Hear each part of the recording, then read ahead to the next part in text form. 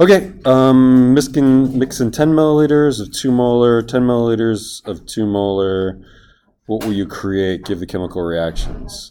Okay, so I've got HNO3 plus KOH.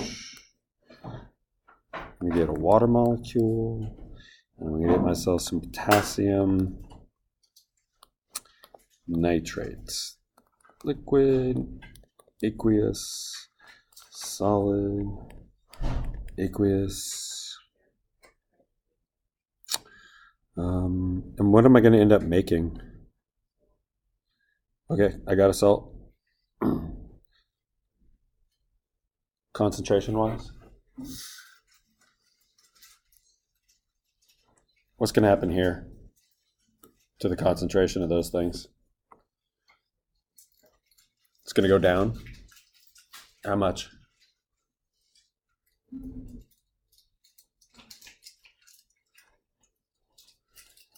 There was 10 milliliters of this, and there was 10 milliliters of this, and now this whole thing here is now 20 milliliters. Okay with that? So what did I just do to the volume? Double the volume. So the concentration of the salt and the water, or the nitrate, what's going to happen to them? These two things are going to be 1 molar. Are you okay with that? Does that make sense? Why are you shaking your head, Ben? So technically I've got 2 molar nitrate here, right? In the 10 milliliters before they get mixed together. Does anything happen to that nitrate during the course of this reaction? No, it's a spectator ion, right? But what does happen is I've doubled the volume. So now the concentration is half of what it was before. All right. Would a solution be acidic, basic, or neutral if I mix 10 milliliters of that and 5 milliliters of that? What would I create? Okay. So I've got an acid and I've got a base. I've got an acid that's twice as concentrated as the base, but I've got double the base. So what I really need to know are how many moles I have of each. So I've got 2 moles per liter, and I've got 0.01 liters. And then I've got 4 moles per liter, and I've got 0.005 liters. So I get my liter values to cancel out. And then here I get, what is that? 2.2? 0.02? Yeah. 0.02 moles of OH. And here I get 0.02 moles of H plus. So, are you okay with that?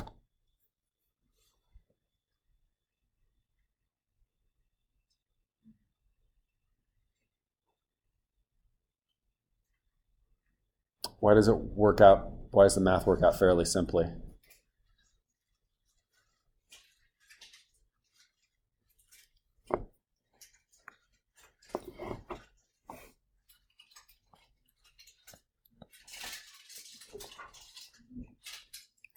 Those things are both strong, right? If they weren't both strong, then the math wouldn't work out as easily. But I know that the hydroxide, sodium hydroxide, will completely dissociate. And I know the nitric acid will completely dissociate. So then the H that comes off and the OH that come off can just run into each other and make myself some water. What's the pH of my nitrous acid? Okay, so to calculate pH, since this is a weak acid, I'm going to have to use Ka. And what I have is HNO2 in an equilibrium reaction to make H plus and NO2 minus. I'm going to write it like this, and this is fairly fine, but what's wrong with what I just wrote? H plus doesn't exist. I'm only writing it because it's fast. What technically should I have written?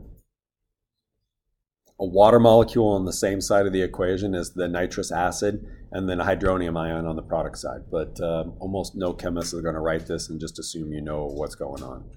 So when we talked about the fact that there are 3 different theories for the acids and bases, whose theory would this be? Who would be okay and not be upset with me writing this? Arrhenius would be, well, that looks good to me. What would Bronson Lowry say? There's no H plus in water, and there's no reason for the H to come off the nitrous acid without something yanking it off. Okay, but I'm going to leave it up here just because it makes it a little bit more, a little simple. So my Ka is equal to my nitrous acid, my H, and my NO2. And then somebody have the nitrous acid Ka handy?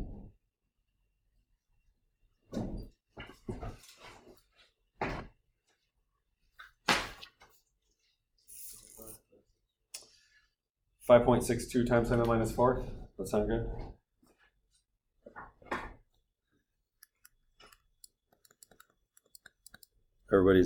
We're all working off Ivana's number. You got that? So what I know is this concentration down here is 0.02 because I was given that in the problem. What I don't know are the acid and the nitrite concentrations, but what do I know about them?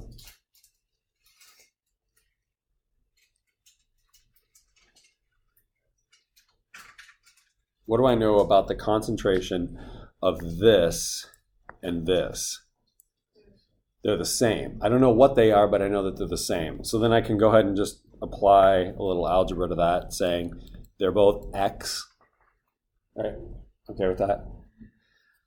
So then I'll have x squared divided by 0.02 is equal to 5.62 times 10 to the minus 4th. And then I'll end up having x is equal to the square root of 0.02 times 5.62 times 10 to the minus 4th. And then I get x is equal to, I don't know, what is that equal to?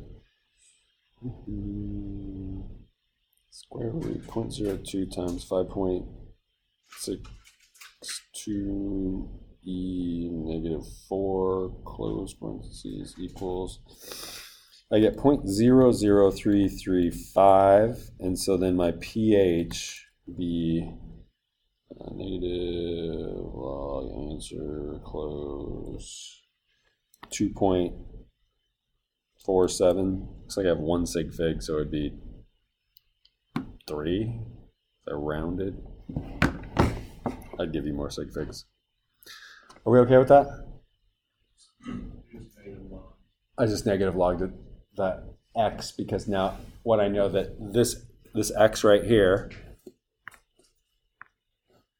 this x here is that x, and that x was this H plus. And so negative log of the H plus gives me the pH. Identify the acid base, conjugate base for, okay. So I've got KOH, which is probably a solid, or it could be aqueous, doesn't super matter. And then I've got COBRO3. That one's going to be aqueous. And we'll sort of have water and KBRO3 aqueous. So there's my acid and there's my base. The easiest thing to do is pick a species in one of the two that you can follow over to the other side. And so the easiest thing to follow over to the other side for me would be this bromate. So there's the bromate over there.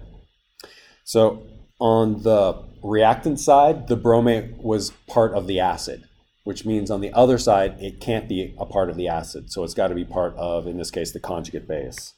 So this guy has to be my conjugate base, and this guy has to be my conjugate acid. So why is the water the conjugate acid? What could the water do? It could donate a proton. So do I have that option with my potassium bromate? There's no hydrogens there, so it can't donate a proton. Okay. So 30 milliliters, what's the resultant pH? Oops. Stronger cyanic let's see, N or CH3COOH. Which one of those guys is stronger? How do I know it? How do you guys know that? I can't remember off the top of my head.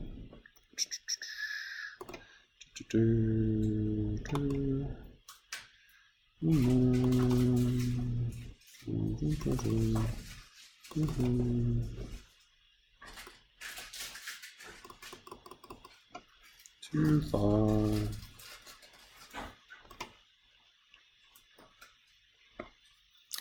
So here's my acetic acid, and it's Ka. And what was the other one? Cyanic? It's my cyanic. Okay, so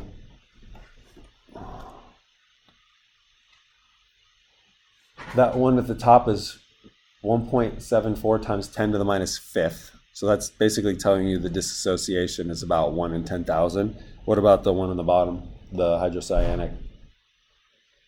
10 to the minus 10. So it's 10,000 times harder to pluck an H off the hydrocyanic than it is off of the acetic acid.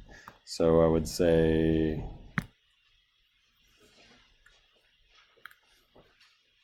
this one is stronger. And I know that because it has a larger Ka value, which means it disassociates more.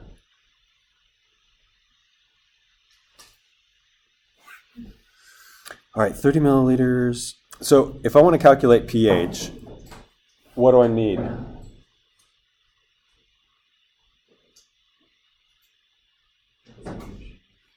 I need my H plus ion concentration in moles per liter. So I need moles and I need liters.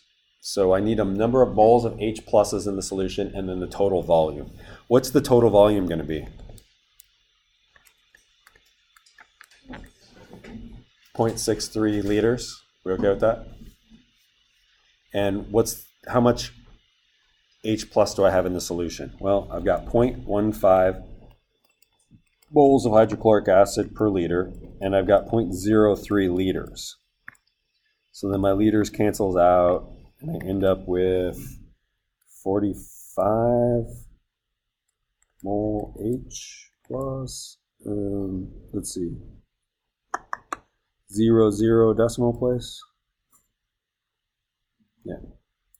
So this is how many moles of my H plus. How come I can just write H plus there when it was HCl in the problem? Because HCl is a strong acid, so it dissociates completely. So then I can go ahead and plop in 0.0045 moles of H plus here, and I'll get 0.0045 divided by 0.63.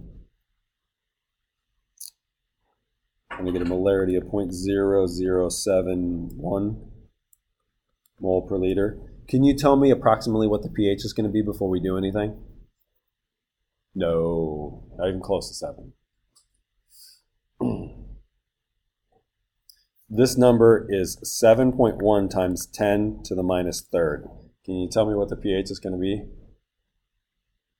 Not 3, less than 3, not less than 2. Not less than 2, right? Because if I cover up this 7.1, that would give me a pH of 3, but I've added a little bit more acid, which is what the 7.1 is, so that's going to bring the pH down, but it's not going to be pH 2 until the 7.1 reaches what?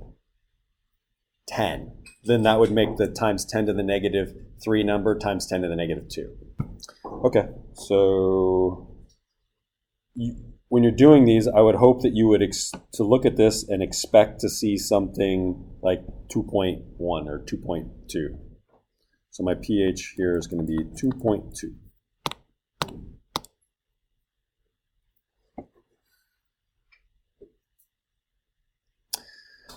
Explain exactly how using Arrow's chemical equations, the lithium hydrogen carbonate changes the pH of the solution. Okay, so I've got lithium hydrogen carbonate.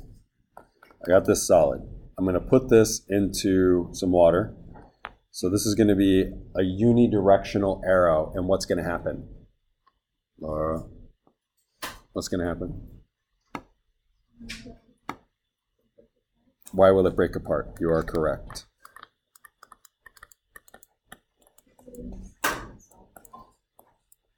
Because solubility rules say lithium is a group 1 metal and group 1 metals dissociate.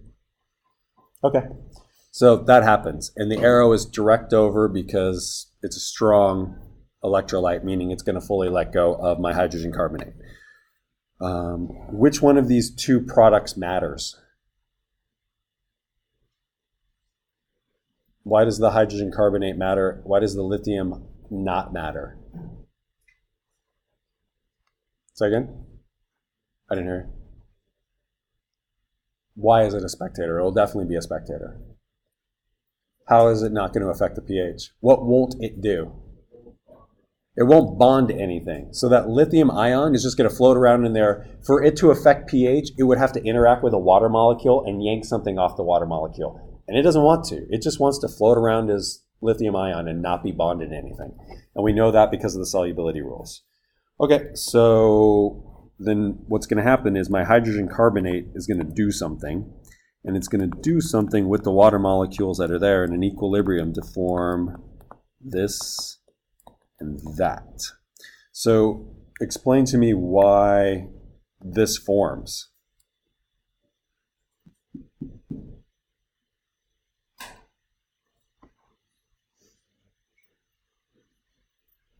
Because what? The hydrogen carbonate doesn't want to be hydrogen carbonate. It really wants to be what? What's that? It wants to be carbonic acid because carbonic acid is, Ashlyn? Carbonic acid is what kind of acid? It's a weak acid. So what does a weak acid want to do? It wants to stay in its acid form, not give up its H. If it's already lost its H, what does it try to do? To regain it. And that's what happens here. I put lithium hydrogen carbonate in the water, and the hydrogen carbonate pops off the lithium because the lithium says bye-bye. And then the hydrogen carbonate starts grabbing an H off of a water molecule. And when that happens, what happens to my pH?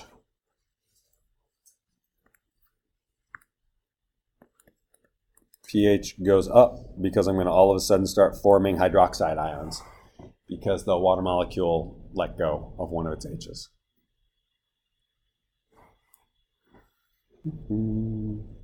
What would be the pH after adding? Okay, so this is like a couple of problems ago. I need to know what the pH is, so I need to know what the hydrogen ion concentration. I could also use the hydroxide ion concentration, right? So I'm going to do that in this case and just subtract it off from 14. So the total volume of this is going to be 500 milliliters.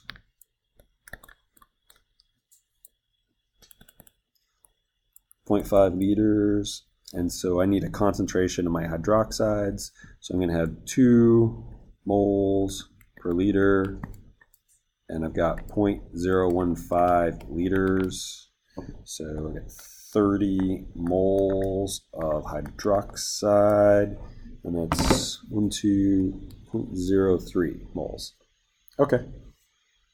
So 0.03 moles. How do I know it's 0.03 moles? How come I can just write OH there? Because that lithium is just going to let go of it. It doesn't care about it because it's a strong base. Okay. So now I have 0.03. I'm going to go ahead and divide this by a liter, and this ends up doubling, so I'll have mole per liter hydroxide ion,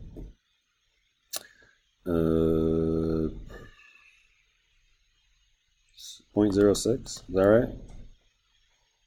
I think so. So then if I take the negative log of this, I'm going to end up with a negative log 0.06 parentheses 1.22. Am I done? I am not. The 1.22 is my what? My pOH. Okay, so then my pH is actually going to be equal to 12.78. Is that right? 13, 14. Okay, so there's my pH. Great. So I put a little bit of lithium hydroxide in this pure water, and the pH went up by like close to 1,000,000, right? 1,000,000 times more basic. So now I'm going to drop this into a buffer, and I'm going to determine what happens to my buffered solution. So I'm going to have, again, 485 milliliters of solution, but this time it's buffered solution. Drop the same base in there, and then we're going to determine what happens. So what I need to know are moles of everything. So I'm going to say all right, that's not going to work.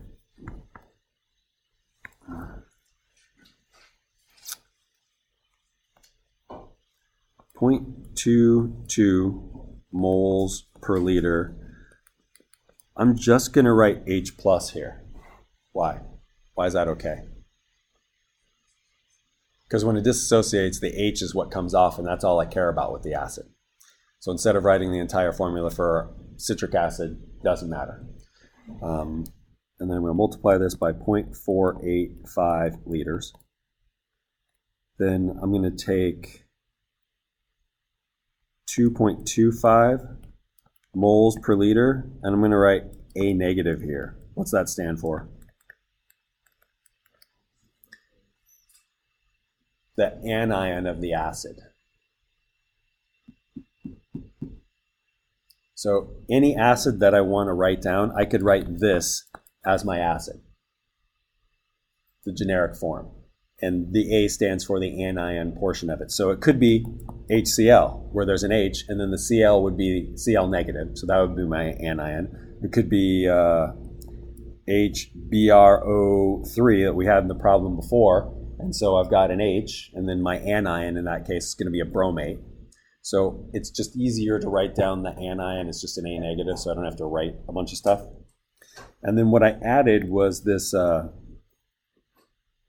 this lithium hydroxide. So I'll just do that one again. 2 moles of OH per liter, and it was 0.015 liters. How come it's okay for me to just write an OH down there? Because the lithium falls away because it's a strong base. Okay. So I end up with 0.03 mole OH, 2.25 times 0.485. You get 1.09 moles of A negative. And I got 0.22 times 0.485. I get 0.1067 mole H plus. Okay, so then I'm going to run an ice table here.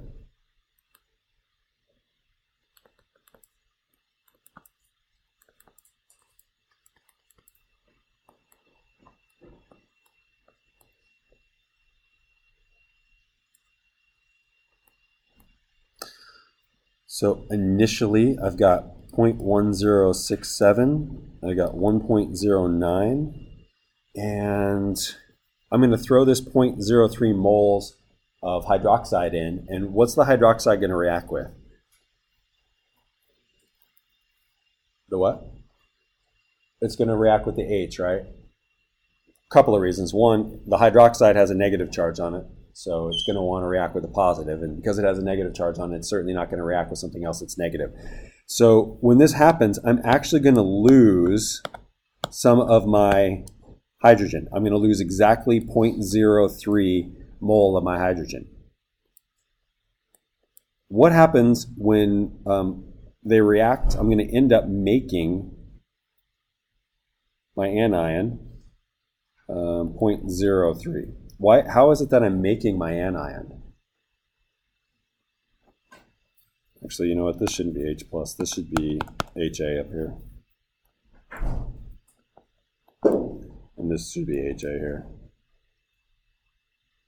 So this hydroxide molecule, when it reacts with an HA, what's my result? A water molecule and what? Some A negative, right? So that's where the A negative is coming from. When I'm finished with this, I'm going to end up with 0.0767 here and 0.1 or 1.12 here. All right, so now we want to calculate my pH before and after. So my pH, what is this, citric acid? What's the Ka for that?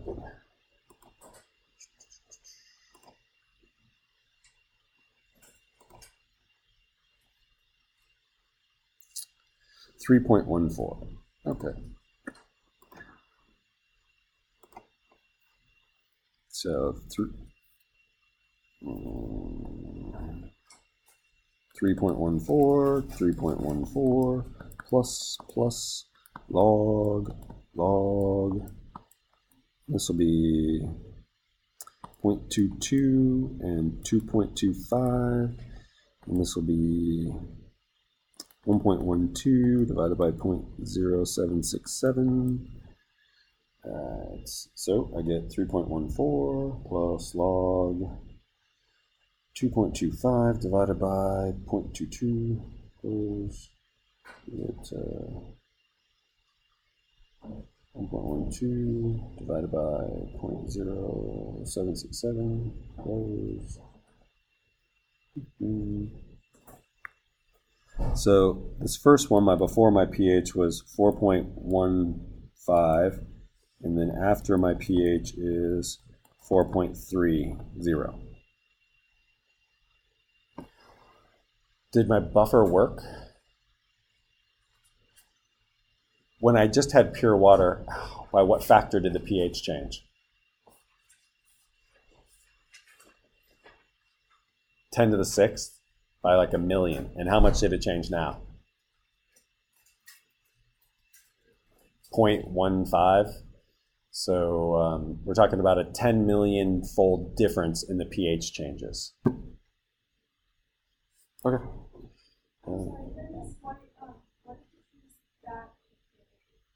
It's citric acid's pKa.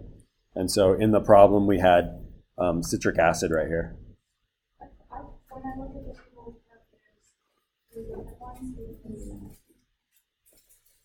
Wait, what?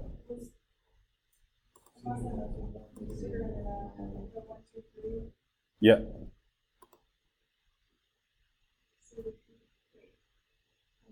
Well, there's 3 of these things here, right? Why do I have 3 of them? Oh, I know why we have 3, but I was wondering how do you choose when, so if someone says it's citric acid, how do you know what? Which one of these is citric acid? This one, or this one? Only the first one's citric acid. Why? As soon as the first hydrogen is taken off, it's not citric acid anymore. What is it? Dihydrogen citrate. I know that's not a polyatomic ion I had you guys memorize, but does it make sense that that's its name? Citric acid. What did the polyatomic ion used to be? Citrate, right? Ich was 8 and us was ite. So if it's citric acid, then it's citrate was the polyatomic ion. But this thing has 3 H's on it. So there's citric acid, then there's dihydrogen citrate, and then there's hydrogen citrate, and then there's just citrate. Does that make sense? It follows the same logic that the phosphate, dihydrogen phosphate, hydrogen phosphate, and phosphate follows. Okay. So whenever you see more than one pKa, we're only ever going to choose the first one because that's technically the only one that's actually the acid.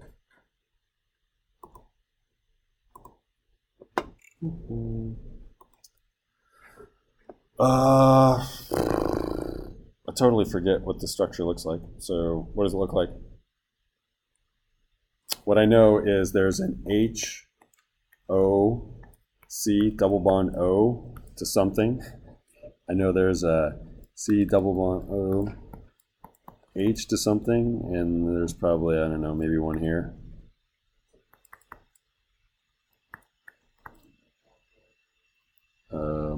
What about the rest of it?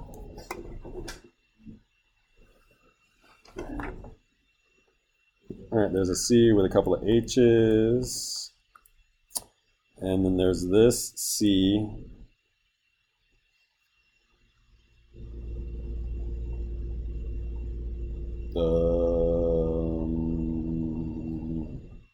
Really? I'm not sure about that.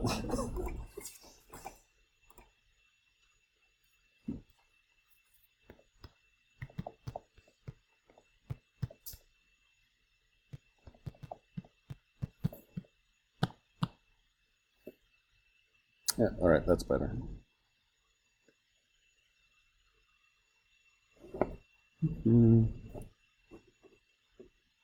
So this molecule. Let's do. Can I just copy that? Oh, I can't do it in here. Pull this, throw that over there, put that right there, shove this all the way over here. All right, so there is still a C with two H's, and then there's a C, and there's an OH, and then there's a C, H, H, and then those guys are connected, and those guys are connected. All right, great. So back to my question. Oh no, yours is fine. I'm sorry. Yours is totally fine.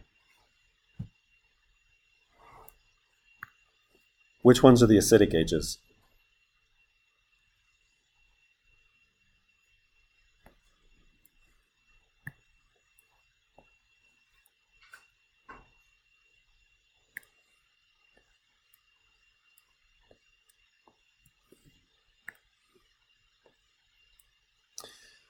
Are we okay with me saying that there are 3 types of H's here? Depending on what the H is connected to, that totally modifies the reactivity of the H. So the H's that are circled in green, they're just attached to carbons. And so the difference in electronegativity is minuscule. And so those H's are actually nonpolar and very not reactive. What about the H at the top? Why is it different than the other 3? The O that it's connected to is not connected to a carbon that's doubly bonded to an oxygen. It's just an OH group. So I know that this looks like an OH group, and that's an OH group, and that's an OH group, and that's an OH group. But this OH group on each of these sides is connected to this thing. And that thing right there makes all the difference in the world. So the ones that are highlighted yellow are the 3 acidic ones, and the one at the top is not acidic, and the 4 green ones are definitely not acidic. The most important part about this is if you were to look at this with no other information, I would hope that your answer would either be there's 1 acidic H, there's 4 acidic H's, or there's 3 acidic H's. Does that make sense? Because 3 of them are the same, 1 of them's by itself, and 4 of them are the same chemically. Yes, you good with that? Sure. So we've got how many different types of H's up here? 3. We have 3 different types of H's. The 3 different types of H's we have are an H connected to an O that's connected to a carbon with a double bond O on it. H connected to an O, double bond O, H connected to a carbon with a double bond O. Those all look exactly the same. Then these guys are just hydrogens attached to carbons. Hydrogens attached to carbons. So those 4 H's are chemically identical to each other. And this last one here, this H that's attached to the hydrogen, sort of an odd man out. He's connected to an oxygen, but the oxygen that he's connected to is only connected to a carbon and not a carbon that's doubly bonded to an oxygen. So there are 4 different ways that the hydrogens are attached to the molecule. Why is this molecule really, really sour? Because it is. This is one of the molecules that could be on like a Sour Patch Kid candy. Why is this one really sour? There's 3 H's that can pop off. Okay.